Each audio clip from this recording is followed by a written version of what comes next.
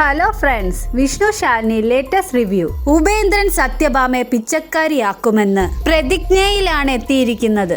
ഇതൊന്നും അഹങ്കാരിയായ സത്യഭാമയ്ക്ക് അറിയില്ലല്ലോ.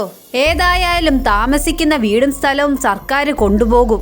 ഇനി ബാക്കി എന്തെങ്കിലും ഉള്ളതുകൂടി നഷ്ടപ്പെടുത്തിക്കാനുള്ള ഒരുക്കത്തിലാണ് ഉപേന്ദ്രൻ. 15 കോടി രൂപ ഉടനെ ഇറക്കിയാൽ മാത്രമേ വനത്തിൽ നിന്ന് മരം മുറിക്കാൻ പറ്റത്തുള്ളെന്നും അതും പൈസ ഉടനെ ഇറക്കിയില്ലെങ്കിൽ എല്ലാം കൈവിട്ടു പോകുമെന്ന് പറയുന്നത് കേട്ട് രാഘവേട്ടൻ ആകെ തളർന്നുപോയി. ഇങ്ങനെ ഒരു പ്രതിസന്ധി വരുമെന്ന് സത്യാമ്മയും പ്രതീക്ഷിച്ചില്ല. ഉപേന്ദ്രൻ പറയുക, നിങ്ങൾ വിചാരിക്കുന്ന പോലെ പ്രശ്നം ഇതിലൊന്നുമില്ല. പണമടച്ചൽ തീരാവുന്ന പ്രശ്നമേ ഉള്ളൂ. രാഘവേട്ടൻ ദേഷ്യത്തിൽ പറയുക. ആ പണം എങ്ങനെ ഉണ്ടാക്കുമെന്ന് ആലോചിച്ചിരിക്കുമ്പോഴാ അവന്റെ ഒരു മറ്റേ വർത്തമാനം. ചേട്ടാ, ഒരു കാര്യം ഞാൻ ഉറപ്പു പറയാം, ഇങ്ങനെയുള്ള പ്രതിസന്ധികൾ മറികടന്ന് വന്നിട്ടുള്ളവര് തന്നെയാ ജീവിതത്തിൽ എന്തെങ്കിലുമൊക്കെ നേടിയിട്ടുള്ളൂ. പണം എറിഞ്ഞ് പണം നേടണം. എടാ, എറിയാനുള്ള പണം എന്തിയേ? അതും കൂടെ ഇവൾക്ക് പറഞ്ഞു കൊടുക്ക്.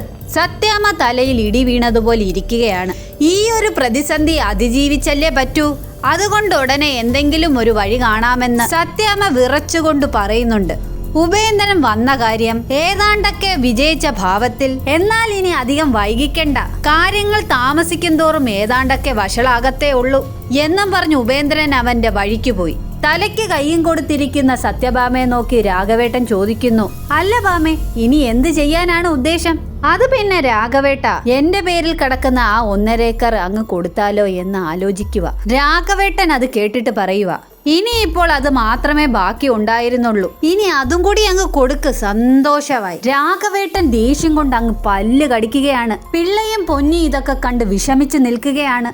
അവർക്കാർക്കും സത്യാമ്മയോടൊന്നും പറയാൻ ധൈര്യമില്ലല്ലോ. പിന്നെ കാണിക്കുന്നത് മഹാദേവ ട്രസ്റ്റിന്റെ ഭാരവാഹിയായ മാധവൻ സത്യാമ്മയെ വിളിച്ച് വിഷ്ണുവിന്റെയും കല്യാണം മുടങ്ങിപ്പോയ പെണ്ണിന്റെയും വിവാഹം എപ്പോൾ നടത്താമെന്ന് ചോദിക്കുകയാണ്. അന്നേരത്തെ ദേഷ്യത്തിൽ ശാലിനിയുടെ മുന്നിൽ ആളാകാൻ വേണ്ടി പറഞ്ഞതായിരുന്നു സത്യാമ്മ. അത് വിഷ്ണു ഇത്ര പ്രശ്നമുണ്ടാക്കുമെന്ന് പ്രതീക്ഷിച്ചില്ല. സത്യാമ്മ കടലിനും ചെകുത്താന്റെ നടുക്കായതുപോലെയാണ്. മാധവ, ഞാനെന്ന് അങ്ങനെ പറഞ്ഞെന്ന് കരുതി എന്റെ മകനെ നിർബന്ധിച്ച് കെട്ടിക്കാൻ പറ്റുമോ? അവർക്ക് അവരുടേതായ ഇഷ്ടങ്ങളൊക്കെ ഇല്ലേ? അത് മനസ്സിലാക്കാതെ പറഞ്ഞത് എന്റെ തെറ്റ് തന്നെയാ. അത് ഞാൻ സമ്മതിക്കുന്നു. നമുക്ക് ആ കുട്ടിക്ക് വേണ്ടി മറ്റൊരു പയ്യനെ കണ്ടുപിടിക്കാം. അതല്ലാതെ ഞാൻ നോക്കിയിട്ട് വേറൊരു വഴിയും ഞാൻ കാണുന്നില്ല.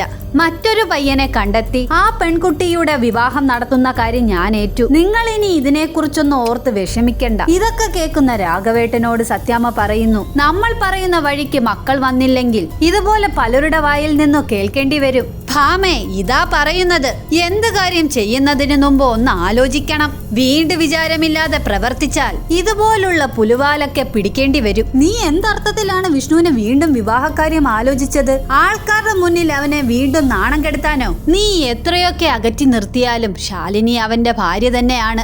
നിയമപരമായി അവർ ബന്ധം വേർപെടുത്തിയിട്ടില്ല.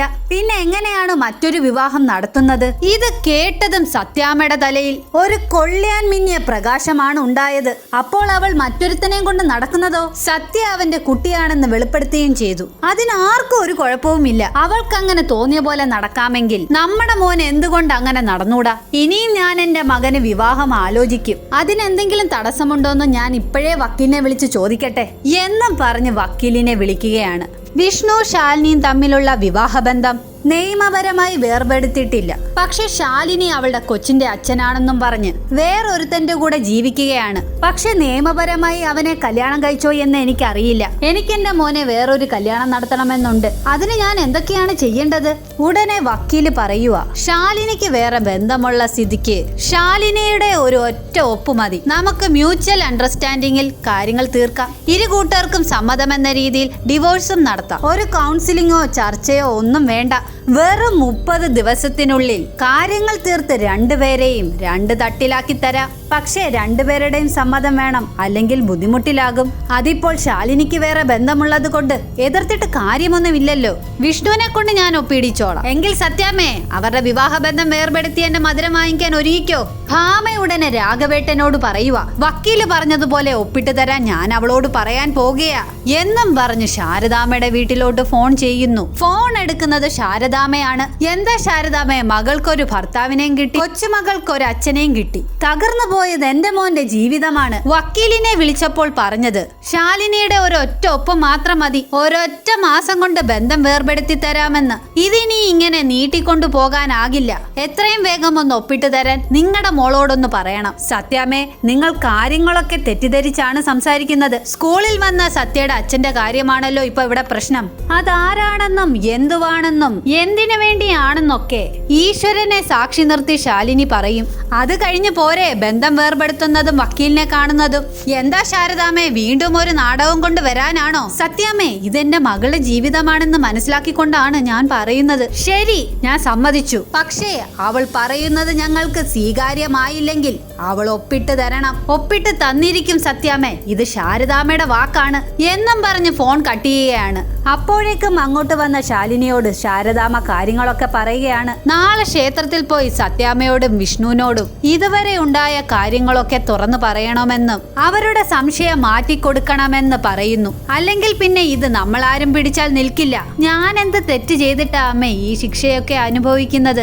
ഇത്രയും നാൾ എന്റെ മോള് മറ്റുള്ളവർക്ക് വേണ്ടിയല്ലേ ജീവിച്ചത്? ഇനിയെങ്കിലും നീ നിനക്ക് വേണ്ടി ജീവിക്കണം എന്നൊക്കെ പറഞ്ഞ് ശാലിനിയെ പിറ്റേന്ന് ക്ഷേത്രത്തിലോട്ട് പറഞ്ഞു വിടുന്നുണ്ട്. അവിടെ വക്കീലും സത്യാമ്മയും വിഷ്ണു ഒക്കെ എത്തിയിട്ടുണ്ട്. ആ സമയത്ത് സുസ്മിതയും ക്ഷേത്രത്തിൽ വന്നിട്ടുണ്ട്. അവൾ ഇവരെ എല്ലാവരെയും കാണുകയും എന്തോ വലിയ ഫാമിലി പ്രശ്നമാണെന്ന് തോന്നുന്നു. ഈശ്വര, ഇതെല്ലാം എന്റെ കൺമുമ്പിൽ കാണിച്ചല്ലോ എന്ന് സന്തോഷിക്കുകയും ചെയ്യുന്നുണ്ട്. സത്യാമ്മയുടെ അടുത്തോട്ട് ശാലിനി നടന്നു വരികയാണ്. ശാലിനി എന്താണ് പറയാൻ പോകുന്നത്? സുസ്മിത ശാലിനിയെ കൊണ്ട് പറയാതിരിക്കാൻ എന്തേലും ചെയ്യുമോ? ശാലിനി എല്ലാം തുറന്നു പറയുമോ എന്നൊക്കെയുള്ളത് ഫ്രണ്ട്സ് നാളത്തെ വീഡിയോയിൽ പറയാം. എന്റെ ഈ വീഡിയോ ഇഷ്ടപ്പെട്ടാൽ ലൈക്കും കമന്റ്സും സബ്സ്ക്രൈബ് ചെയ്യാത്തവർ സബ്സ്ക്രൈബ് ചെയ്യണേ.